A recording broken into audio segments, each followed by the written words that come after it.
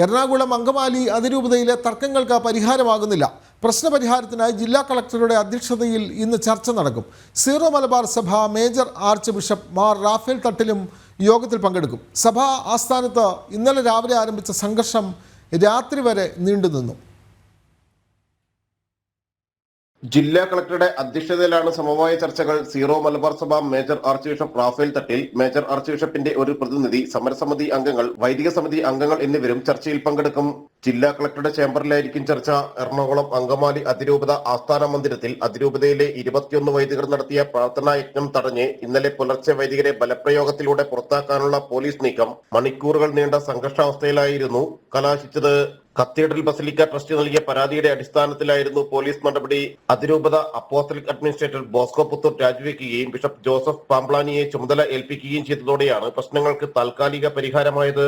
മാധ്യമപ്രവർത്തകർക്ക് നേരെയും കയ്യേറ്റ ശ്രമമുണ്ടായിരുന്നു. പോലീസ് ബാരിക്കേഡുകൾ മറികടക്കാൻ ശ്രമിക്കുന്നതിനിടെ ചില വൈദികർക്കും പരിക്കേറ്റതായി സമരരംഗത്തുള്ളവർ ആരോപിച്ചിരുന്നു. പൂർണ്ണമായ പ്രശ്നപരിഹാര ശ്രമങ്ങളെല്ലാം അടയുമ്പോഴാണ് വീണ്ടും ചർച്ച.